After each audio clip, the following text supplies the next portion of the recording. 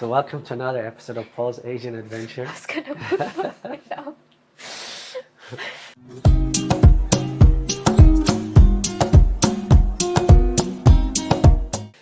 Hey, today we wanted to talk about the progress in Dumaguete. And what do I mean by that? Well, something I did notice when I got back from Saudi is, and maybe it's just an illusion because I've lived in a Western country for 2.5 years now, is I think the situation in Duma and the surrounding areas, by that I mean Duma, Bakong, Valencia, that's my guard dog. Dumaguete, Valencia, Bakong, Darwin, Sibulan, that area there, all probably within 20, 25 miles of Dumaguete. The situation to me has become worse. You know, as an expat, to be honest, and I'll get to the reasons why later in the video, but as an expat, I wouldn't come here in this area. Now, I'm not saying past that area, Negros are not some good areas. I'm just saying in those areas, I would really reconsider coming here. And then there are some reasons why I would consider coming here. So it all depends on what you value the most. So there's a few pointers that I would like to point out. Is that pollution here has become horrid. Yeah. Because there's a lot of foreigners, and a lot of foreigners have capital, so they bought cars. And also they started, you remember before, before when you bought a car, you had to pay cash basically here. But now they started financing. So you only have to put maybe 50,000 pesos or $1,000 down, and you can pay monthly, right? Yeah, but if you don't have money anymore, then they'll take it They'll back. take it, yeah. So someone told me the repo here is 50%. I don't know if that's true, but that's what they told me. So you'll see some rundown houses with like $1 million peso cars as parking outside, right? So because, you know, having a car here is considered status, right? Yeah, So it a is. lot of people want a car to show off, I guess, that they have a status, they're doing well in life or whatever, Yeah. which is understandable. And especially when it gets hot, they have aircon. Also, they have an air filter in the car, right? So the pollutants are polluted. I mean, the air is fresher inside. So, you know, a car is a wonderful thing. But on the other hand, these roads are exactly the same roads. Almost, I would say 98% the same roads as they were 5 years ago. So there's no expansion of roads and no expansion of infrastructure to be able to take on all these new vehicles that are on the roads. So basically, the traffic has become horrible here. Yeah. There's certain times of the day that you can drive without like Being stuck in the traffic. You know, 20 now I drive a minutes or so. scooter, a Honda ADV 160, which I'll put a small video on. And so I can weave in between the cars, I can accelerate past the cars and all that, but still, it does slow you down. And if you're in a car, you can get pretty frustrated, I can imagine. Now, that leads me to the second point, is the dangers of driving here. I have to say, in the 3 years that I was gone, 2.5 years that I was gone and came back here, it seems like the driving culture here has worsened, which is understandable because people get frustrated in traffic and then they do silly things. Like I'll see people, like the highway of death or the Bakong highway, you'll see a person driving towards you full speed, 60, 70 kilometers an hour. They're not moving out of the way because you're a scooter. So you have to dive to the right, you know. This has happened to me several times. So you're really risking your life driving here. I mean, it's not for the faint-hearted. Life here is not worth much. No, the value of life here is about $3,000. Seriously. But so there's that. And then it seems to have gotten worse now. Like I try to avoid driving at night at all costs, but sometimes we end up driving at night. Like if we go to the gym and it gets a bit late, it's night, right? You'll see a lot of people drive, not a lot, but some people driving with no lights on. I think they have this thing in their head that they're saving gasoline or something. I don't know. Their light bulb is out or something. I don't know. But it's really dangerous. And then, of course, people speeding, the reckless driving that you have here. So, in essence, driving here is dangerous. Driving here at night is extremely dangerous. And nothing is being done about it. I'm not sure why. I don't want to get into the politics of it or who's responsible, but let me just put it this way. Nothing's being done about it. There's no cops out there stopping speeders. There's no cops out there stopping reckless driving. No one stopping people driving without lights at night. Nothing is done. I think they're slowly getting to it because Have you ever seen every time we like you drive to like in Dumaguete or in Valencia, and I'm on your back, I've seen cops like they're not in their uniform and they give out tickets to these cars for parking illegally, and they put it on there, and sometimes if it's not a parking area and a lot of motorbikes are on there, I've seen cops like asking who's the owner of this, and then yes, I've seen parking tickets, not that many, but I've seen it. So that's helping people stop parking on the side of the roads. Yeah. But I've never seen them stop speeding or reckless driving or people without lights at night. No. The only thing they have is this control where they stop somewhere, and then all the people driving without lights or without helmets or illegal papers or no papers driving license, they all pull to the side of the road and just wait for 30 minutes to an hour until they're I wish done. they had like people I wouldn't call it undercover, but just like cops driving around on just a normal motorbike, like maybe a Honda ADV 160, and then with hidden blue lights, and if somebody drives recklessly, like a car takes over and barrels towards them, they just hit the blue lights and go after them and give them a hefty fine, to stop people doing from that. Because the rumor spreads quickly. You saw that a few years ago when they said everybody's got to wear a helmet now. No, and then they started giving fines. Man, everybody was wearing helmets like this, right? And wearing shoes. Like the behavior completely changed. That was during COVID. Yeah, but then they stopped doing that. Then the behavior defaulted back to what it is now. So people not wearing helmets, I don't care about that. That's your own head. That's your own safety. But don't. Reckless driving affects other people and can kill other people, including myself. So I care about that. I actually care about myself. And you. So yeah. And then, so it was reckless driving, pollution, what else? One thing that I've noticed has improved is the restaurants. There's a lot more restaurants now with better quality food than there used to be a few years ago when we lived here. So prices have gone up, but the quality has gone up too, so I'm okay with that. So that's one positive here. Of course, the other negative that we mentioned before multiple times is the healthcare. And but I mean, if you come here And you're old and expecting good healthcare, you're in bad luck. That's all I can say. I mean, and if you're in an accident here, you're also in bad luck, because I've known of two people that have been in bad accidents over here, and both have been patched up. One I have the specific details of because I know the guy. He was patched up in Silliman and sent back to Norway after he was able to walk again and all that. And when he got to Norway and went to the hospital there, they had to redo everything. And before That's really bad. I know, it's really bad. And they took pictures of everything they did. They used that as an example of what not to do. That's how bad it is. And I don't know why, because like when I go in and I talk to a doctor here, they seem very knowledgeable and they seem to know what they're doing. Yeah. Maybe it's just, I've thought about this, and maybe I'm wrong, but maybe the really good doctors, the really good engineers and all that, they leave the country to other countries to make a lot more money because they're not paid very good here. They're not paid enough, and they're not paid enough compared to their education and all that. So, and all the hard works that they put on. So maybe the good doctors, they end up going leaving. abroad. Yeah, a lot of nurses. A lot of nurses leave too. Leaving. That's why Philippines are in need of nurses. They've been hiring here and there, but no nurses to be found. Here and there and everywhere. Yeah.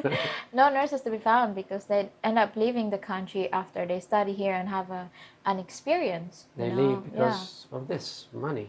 Yeah, they gotta get something out of their work. Hard work, it's understandable.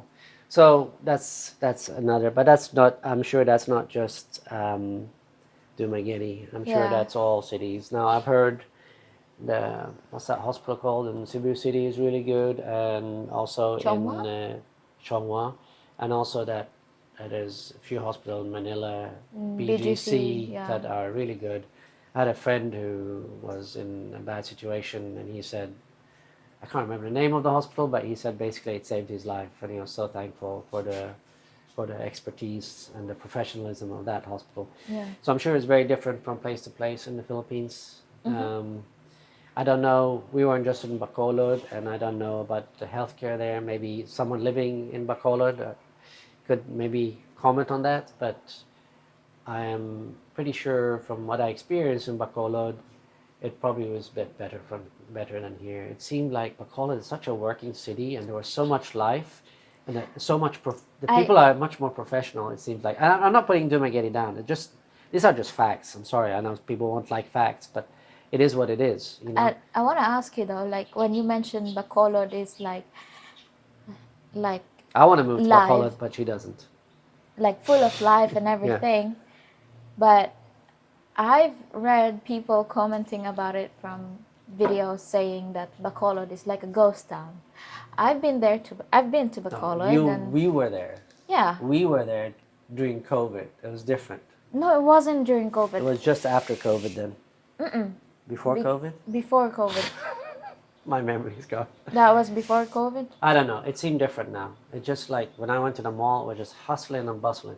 Like the mall we went to, I can't remember the name of it.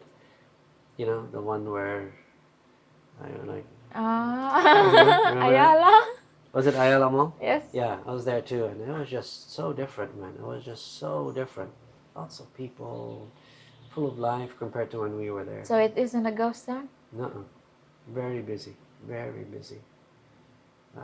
We need to go back, so your impression of Bacolod will change. It might not. Who knows? Anyway, so where were we? Healthcare. Then the other thing, of course, did I mention pollution already? Yes. I did? Yeah. Yeah, pollution.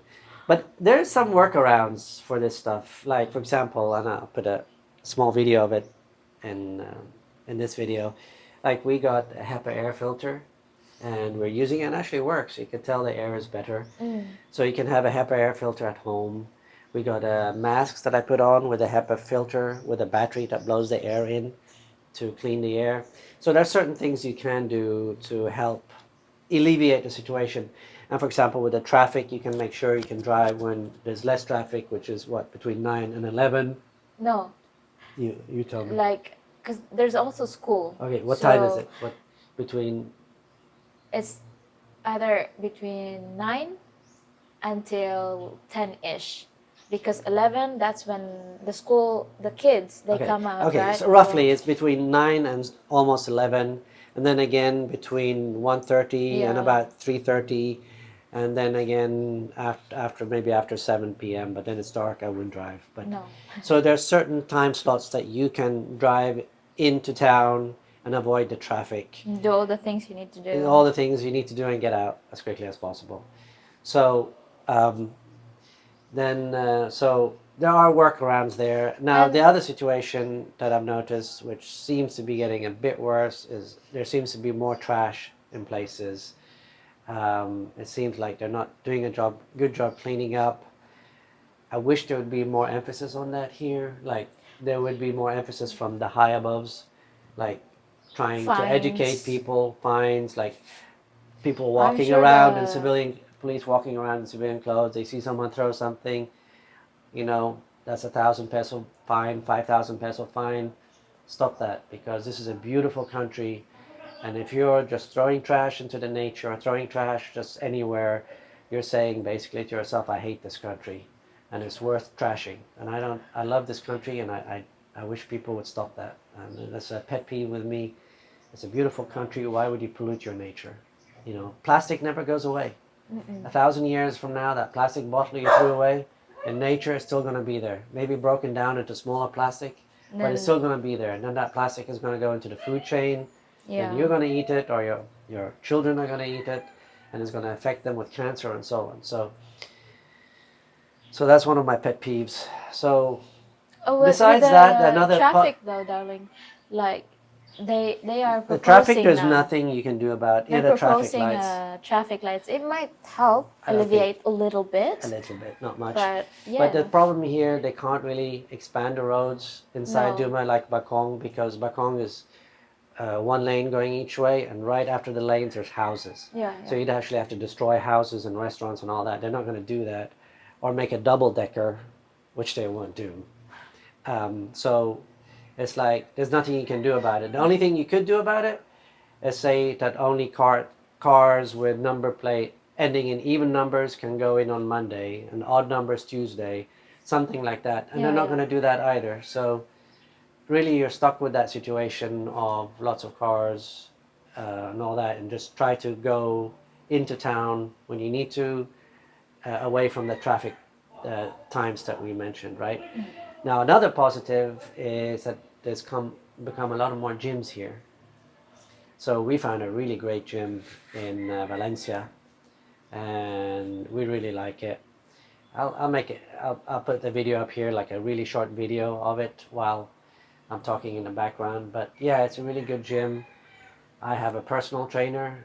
Mia had a personal trainer, but she doesn't want it anymore. And it's only $50 a month for the personal trainer, which is really a bargain when you think about it. I've had some great progress, and so I really like that. The gym itself is only $30 a month, plus $50 for the personal trainer. That's $80. You know, Yeah. they have that gym also has a restaurant. They have a protein shake for not like 100 pesos, which is what, like $1.80 or yeah. something. So it's a really good deal. And if you're into being healthy, I would suggest you check out the gyms. They've got a new gym downtown Dumaguete. I try to avoid going to a gym in downtown Dumaguete because I don't want to drive through the traffic, number one. And even Pollution. when I'm working out, I don't want to be inhaling pollutants while I'm working out. So I avoid working out in Dumaguete. So those are the things. I don't know if I forgot to mention anything. Oh, The social dating. life. Maybe dating. I would say if you're a single guy, dating is probably not a good thing here in Dumaguete. Get out of Because Dumaguete. get if you out of wanna do- Dumaguete and the surrounding areas, because No, just Dumaguete. Dumaguete and surrounding areas, Bacong, Valencia, and so on. But The reason I say that is because there are so many expats here now. So many expats here now. So basically your competition is up, and the ratio of expats to available Filipino women in your preference, let me put it that way, is probably less than other places outside of this area. There's many other cities that you can go to. There's Yeah. other islands you can go to. So I mean, this is the way I look at it. And I told my friends this, I told Mia this. If I'd never met Mia, if I hadn't come here in 2018 to retire, and I came here now, retiring for the first time, Dumaguete would be the last place I would go to as a single guy. I would rather go to Bacolod, to Davao, to CDO, any of these areas where the probability, not the possibility, but the probability of meeting a good woman would be much higher than in Dumaguete. Is it possible to meet a good woman here in Dumaguete and the surrounding areas? Absolutely. But the probability is much higher in other areas. So there's possibility and probability. So this is not a place I'd recommend to come as a single guy looking for a good woman. There's other areas that would probably be better. The probability of a better outcome would be there rather than here. So, but Dumaguete and Valencia have so much other things to offer. Nature, great food compared to other places in the Philippines. social life. The social life here is fantastic. I mean, if you're bored here or you're lonely here, it's because you want to be lonely. There's so many meetups. There's so many people. I mean, you sit at a restaurant sitting alone, and a foreigner sitting there, they're gonna talk to you like, "Hey, dude, what's going on? You new here in town?" and so on. So that's a nice thing about living here. And the other thing with Dumaguete that I really didn't mention before is that the English here is superb. like because there's a lot of foreigners, people learn English very well, right? I mean, it's the English here in Dumaguete are probably one of the best places in the Philippines. So there's not that language barrier. Like number as in, 3 in. oh yeah, you read that somewhere. It's Yeah. number 3 in the whole of Philippines. Yeah. So that's a very good thing because language barrier can be an obstacle in the social life and many And other in dating areas. as well. Dating, but not just dating, but just getting your car fixed, getting your motorbike Yeah, fixed, getting something done with your house. You're trying to explain it. If they don't know the English very well, it's hard to explain. So there's a lot of aspects to that. Language is very important. So with that, I think I will. Well, here comes the noisy motorbike in our neighborhood. So with that, I think I'll say thank you for watching. And wherever you choose to go, think about the positives and the negatives and what means something to you before making that choice. Or maybe just rent a place for a month or 2 here and a month or 2 there and a month or 2 here and not make a decision. And Try to explore other areas try to explore other areas before making a that decision. big decision. Yeah. Don't come to Dumaguete and the surrounding areas because there's a lot of vloggers here. A lot of people come here because of the vloggers. You know, there's so many other areas that don't have vloggers, but just as nice or even nicer than Dumaguete. So with that, I say welcome to the Philippines, wherever you choose to go, and hopefully we'll see you here soon. Thank you for watching Paul's Asian Adventure. Don't forget to watch Filipino Life with Mia, my wife, and I'll see you on the next one. But more important than seeing you on the next one, sharing is very important, and sharing my YouTube video is even more important. So I'll see you on the next one.